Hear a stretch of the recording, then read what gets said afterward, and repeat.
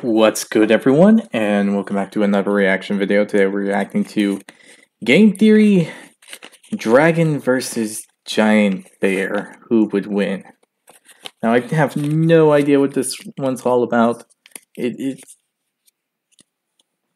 a strange title to me, so I'm just going to go with the flow with it,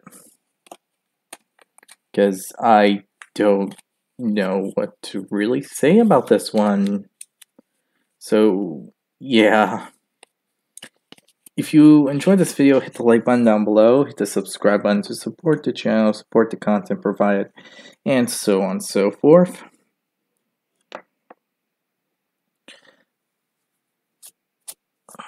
You'll know when you're subscribed when the subscribe button turns from red to gray. You'll be notified immediately when you press the notification button right next to the subscribe button, and you'll know when you're notified when the button's lit up. If you have any videos you would like to recommend, leave it down in the comment section below. Other than that, the link to this video will be down in the description below, so be sure to give Game Theory some love and support for the video they made. Other than that, let's start. And here you'll see the westernized dragon, a symbol of great strength but also formidable evil. Knights would come from miles around to slay the beast, but very few would succeed against this mighty foe. Question. Yes? Yeah, if these things are so powerful that hundreds would die, why didn't they just try to tame the dragons to conquer everything? Well, in East Asian cultures, dragons were often depicted helping to fight off evil armies. Although, they often just gave strength to the righteous. They weren't exactly fighting people themselves. And besides, I'm not sure having a giant lizard stomping around and breathing fire everywhere is going to be the best tactical decision. But actually, it worked really well in this game right here, so yeah, you're wrong.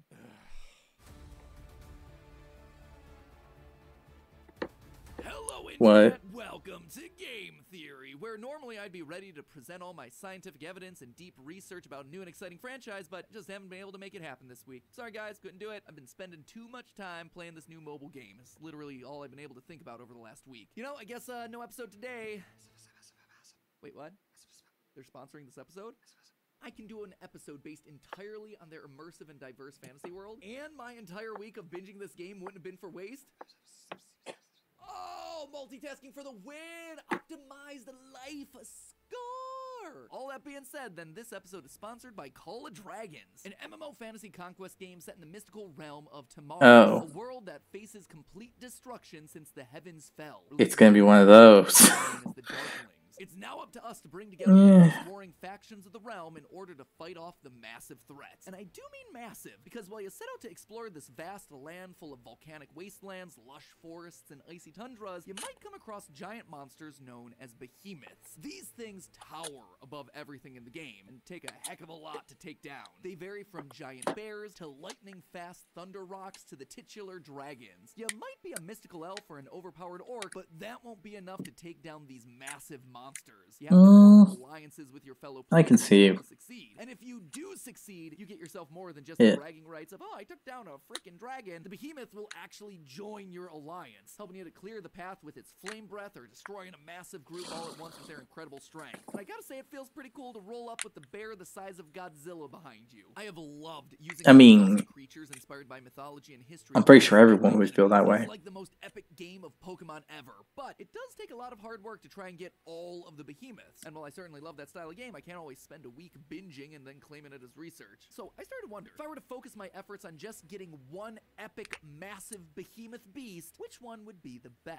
If this were in fact a real army using real resources, which one would be giving me the most benefits and the fewest drawbacks? Using a combination of history and science, could I possibly figure out which of these big beasties would be my best buddy in the long run? Grab yourselves a staff and a bow, theorists, because it's time to hunt ourselves a theory. And this this one's a biggin'. Let's start by deciding which behemoths are gonna be used in our little experiment, cause let's face it, if I did this with every single one that exists, this would be an hour-long video. Instead, I'm just gonna narrow our choices down to 3, and they're actually the 3 that I mentioned earlier. The giant bear, the thunder rock, and the dragon. All 3 of them are currently available in the game, but they also represent 3 core animal groups: mammals, birds, and reptiles. This should mean that the majority Yeah, of that's the true. today could then be applied to other behemoths in the game. A giant bear is probably gonna fare very similarly to a dire bear, and a hydra would likely be similar to a dragon. So today we're just gonna stick to those, but who knows? Maybe if enough people subscribe to the game, we're gonna be able to do a follow-up video where we talk about some other of the behemoths. Also, I just want to make it clear at the top here, this doesn't have anything to do with the actual stats or abilities of the characters in the game. This is just a fun thought experiment saying, hey, if there were giant eagles and lizards and bears running around the world, like, which one would I want as my personal pet? A man's gotta know. Alright, so with all that being said, let's begin. First of all, is it even realistic to use Can't a giant disagree. creature in battle? Aren't they just gonna stomp over all your troops or burn them all with their fire breath? Well, you'd think so, but we as humans are a determined bunch, and we've actually utilized weird and wonderful creatures throughout history. I mean, not In the wrong. 2nd century BC, there was a Carthaginian general named Hannibal.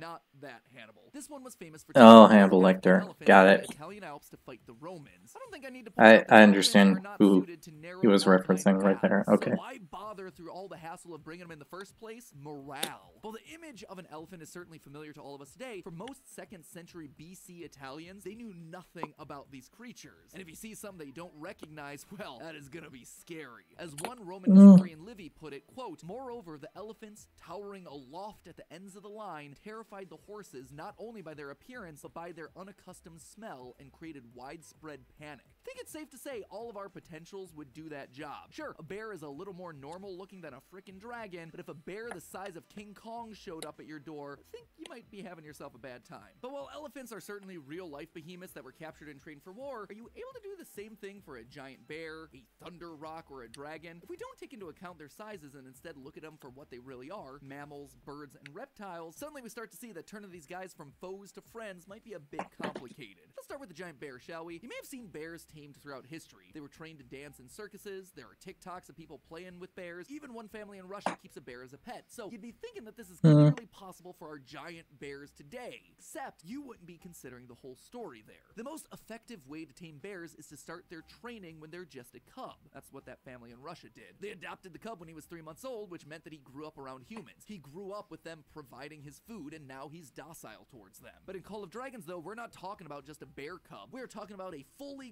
grown monster when we decide to fight it. Circuses were known to That tame is adult true. bears, but the risks involved were incredibly high. They were tamed mainly using fear and pain to punish the animal, which I ran that. destroying it in battle, but doesn't feel like the steadiest of alliances, does it? It would just take one bad day for it to turn on me and then wipe out my entire army. Maybe we'll have some better luck with the Thunder Rock. A rock is a creature from Middle Eastern mythology usually described as a giant form of eagle. And that's good news for us, as eagles can not only be tamed, but are specifically chosen to be trained once they turn to adults. In short, we haven't missed the training window for this one. Training an eagle is also much easier compared to other That wild animals. does sound Mainly just involves easier. lots of talking to it, petting it, and then rewarding it with food when it completes a task. It's kind of like training a dog. The dragon, meanwhile, would be similar, as reptiles can also be bribed with food. However, unlike eagles, it's much harder to wean them off of this food-based reward system. According to Dr. Danish from Ronhurst Animal Hospital in Philadelphia, reptiles can grow accustomed to an individual, but it's a different kind of bond than you might have with a domesticated animal like a dog or a cat. It's one of survival and habit rather than an actual special bond. Offer them food and they'll pretty much do whatever you want them to do, but it might start proving challenging to get your dragon to obey you without the promise of a snack afterwards. So technically, all of our options can in fact be trained, but one of them is definitely easier than all the others, which means that that is 1 point going to the Thunder Rock. So congratulations, you've now trained your behemoth with varying degrees of difficulty. It's time to take them into battle. You might think that this is all about strength or magical powers like breathing fire, but actually the biggest battle you'll have to overcome isn't one of strength, but rather a battle of the mind. The intelligence of these behemoths are going to play a huge role on the battlefield. Animals like horses, elks, and wolves, they all have handlers. They can literally be steered in whatever direction they need to go. The behemoths, though, they're riding solo. They don't have anyone steering them, so you need to be able to trust them to act somewhat autonomously, which requires a degree of intelligence beyond just simple taming. This should be an easy category, right? We literally use the terms No, that doesn't really sound as easy as I think. things are never quite that simple. Bears are pretty smart. the U.S. Parks Department regularly struggles to find clever designs for their trash cans because, as one Yosemite Park ranger put it, there is a considerable overlap between the intelligence of the smartest bears and the dumbest tourists. But the bear is by no means the smartest of our trio here. Some bird species can actually show incredible levels of intelligence. In fact, a Canterbury University study of a parrot-like bird native to New Zealand, the kea, was found to score higher in some levels of intelligence than a gibbon. But even the intelligence of the gibbon has its limits. For a long time, people believed that the larger an animal was relative to the size of its brain, the smaller that animal was. But that doesn't seem to tell the whole story. Dr. Susanna Herculano-Huzel of Vanderbilt University has herself a theory, a scientific theory. She argues that the body size isn't actually important because it actually has to do with how densely packed the neurons in the brain are. That means that large creatures that I heard the thing about may in fact have been brain size and all that before.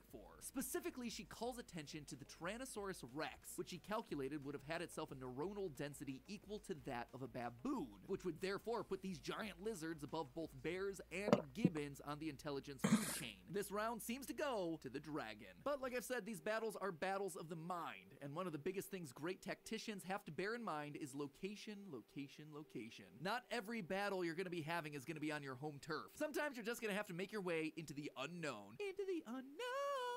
And if you take a look at the map of Maris, the unknown has itself a lot of variation. It's covered in forests, icy mountains, wastelands, basically every environment that you could possibly imagine, which makes for great gameplay, but ain't so great when you've got yourself a giant animal that's evolved specifically for a certain habitat. For example, reptiles are cold-blooded. They are gonna struggle in those icy mountains. Technically, they can survive colder climates by going through a process called diapause, which slows down all their body processes almost to a stop. While they certainly won't die, they're also not going to be fighting much. So the dragon, not super helpful in all those icy tundras. Fortunately, giant bears and thunder rocks are a lot more versatile. Brown bears and bald eagles have both been reported living in almost any environment, from the snowy plains of Alaska to the fringes of deserts in Arizona, which means that Thunder Rock gets itself another point, and the giant bear has made itself onto the board. Admittedly, I'm not sure either would be particularly happy about getting forced to fight in such harsh climates, but you gotta do what you gotta do to get some of that sweet, sweet reward food. Which actually brings me to my final point. Animals aren't cheap to look after. They require feeding just like any of our soldiers, but the amount they require can vary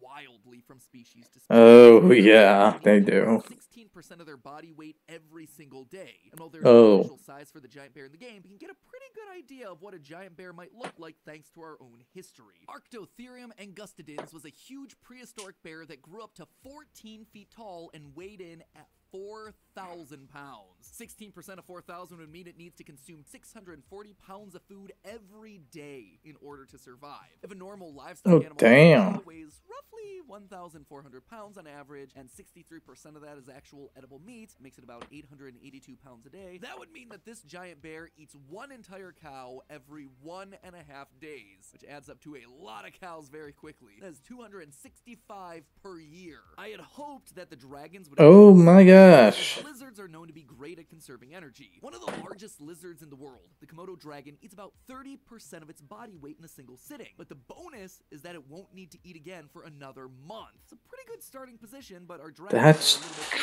so how much food would they likely need? Unlike the bear, we actually get a shot of how big the dragon is. In the opening cutscene of the game, we can see the dragon standing in front of our heroes. Given Walder here in the middle is a human, we're gonna assume that he's the height of an average male, or 5 foot 9 inches tall. Using pixel measurements then, we can estimate that the dragon is about 13 feet tall. A Komodo dragon standing on 4 legs is about 2 feet, meaning this dragon is 6.5 times bigger than the usual Komodo. So, he just needs 6.5 times the amount of food, right?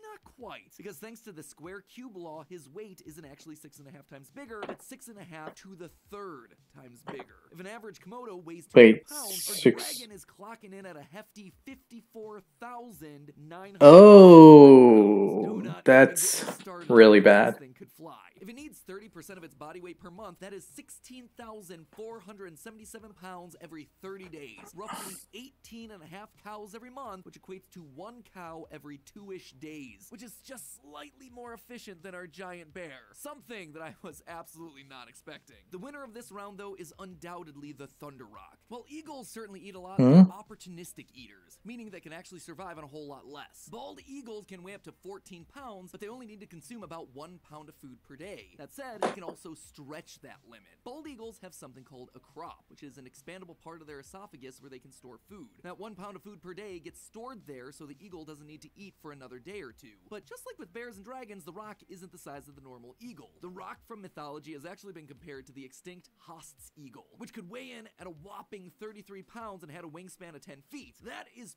pretty darn huge for a bird, but it's not big enough for our thunder roc. According to the thunder roc's in-game description, we see that this thing is large enough to blot out the sun. So that 10-foot wingspan, that ain't gonna cut it. What about something with a wingspan of 35 feet though? That feels more like it. So allow me to introduce you to the pterosaurs. Pterosaurs only weighed in at about 500 pounds. So if this thing's like an eagle and only needs to eat 7% of its body weight every 72 hours, that means that the thunder roc is consuming 35 pounds every 3 days, or about 11.5 pounds every day if you spread it out evenly. That is so much less than both the dragon and the giant bear that it's not even a competition. It would take roughly 76 days for this thing to consume 1 entire cow. Plus, eagles eat rotten meat, so you wouldn't even have to worry about preserving it. Meaning the winner of the round and the entire contest is the thunder roc. Its food efficiency and environmental adaptability make it the easiest choice. It's also easier to tame than the other two, and while it might not be the smartest, it's not that far off, which makes it the perfect companion to charge into battle. Personally, I expected the giant bear to do a bit better, considering it was the closest thing to animals that are still alive today, but then suddenly, my theorist light bulb went off. I didn't take into account one of the biggest issues facing these monsters. Humans. Us. It's all well and good figuring out which is the best choice for me, but I'm not the one trying to tame these behemoths. The world of Call of Dragons is full of other players, all of whom want a behemoth of their own, sometimes multiple. Sure, there's plenty to go around right now, but that's not always going to be the case long term. These creatures aren't being raised as pets, they're being actively trained for war, and war means casualties. If they die in a battle, you're going to have to find and train another one. There are over 150,000 people playing this game at the time of me writing this episode, and if they're all losing behemoths in battle regularly, well, we run the risk of just running out of behemoths entirely. Typically, you'll find that there are much fewer big animals out in the world than there are smaller ones. Major reason for that is that big animals have much longer gestation periods than small guys. The brown bear can give birth to 1 to 3 months, which isn't low enough to fear species extinction normally, but if you're losing a giant bear every few battles, all of which can happen over the course of weeks, that 8 months isn't going to be short enough to keep up with the demand.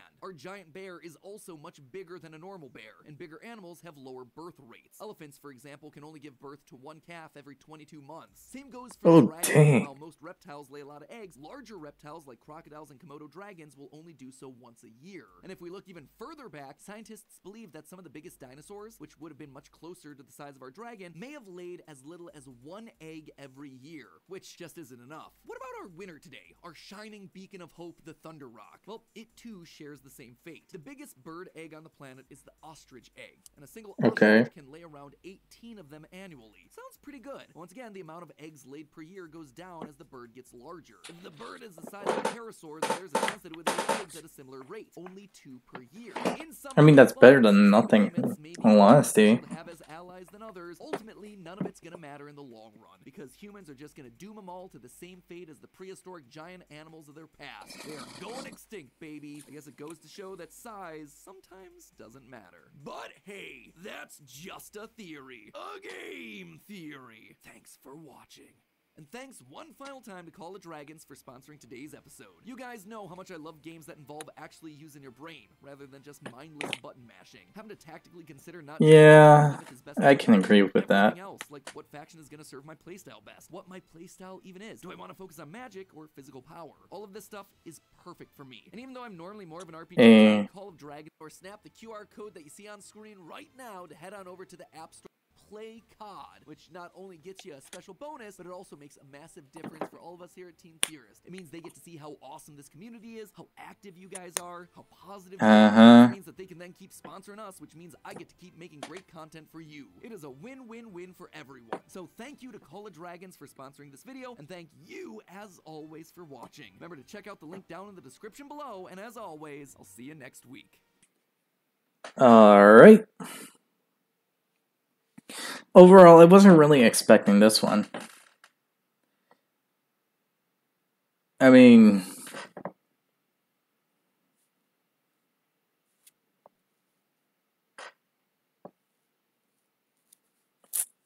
I thought it would be something that would be actually a theory, but this is just like your most recent favorite thing and you want to talk about it. But I can't say it's not too bad, because it is an interesting question.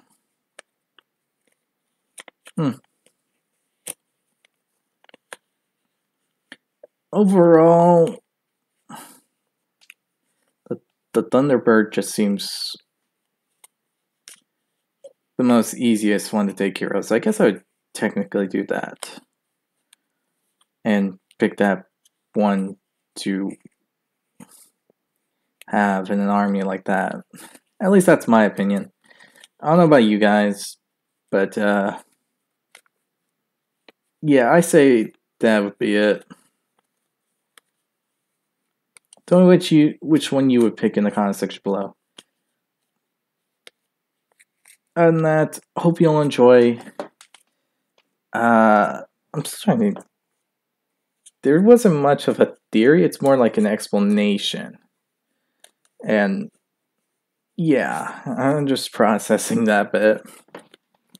So hit the like button down below to support the channel, support the content provided. Hit the subscribe button to do the same. Hit the notification button to be notified immediately when the video comes out. Tell me which one you would pick in the comment section below. And the link to this video will be down in the description below. So other than that, hope you all enjoy, and I'll see you all next time. Bye.